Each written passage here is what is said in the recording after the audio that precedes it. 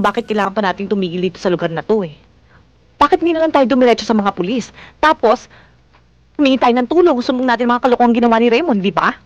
Nagsisiguro lang ako dahil hindi natin tiyak kung talaga nailigaw natin mga mahabol sa atin. Nagsisigurado ka nga. Eh, tignan mo, wala naman tigil ng kadudugo itong sugat mo. Eh, paano kung manigas ka na lang? Huwag mo ako intindihin. Please lang to, malayo sa bituka.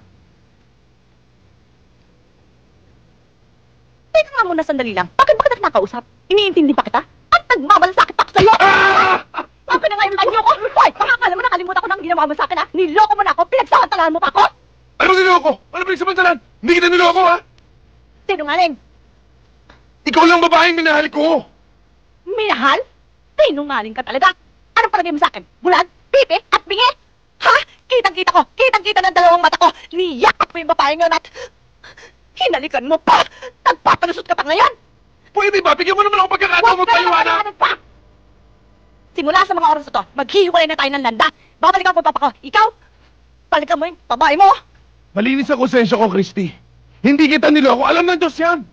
Siguro akala mo naka-jackpot ka na, lalo na kung magpapakasal tayo. Magkano ba talaga ang pag-ibig mo? Babayaran ko na. Total, yun lang naman ang habol mo sa akin, di ba? Tama na.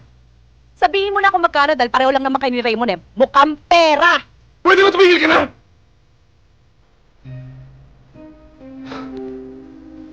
Sakit mo magsalita!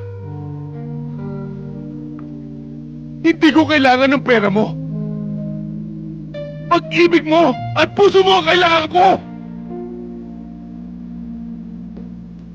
Kala ko ba nagbago ka na? Hindi pa rin pala.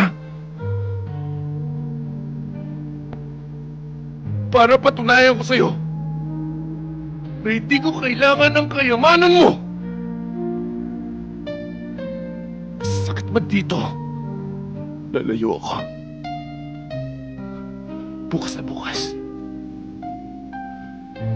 Ihati na kita sa papa mo. Pero ito, tanda mo.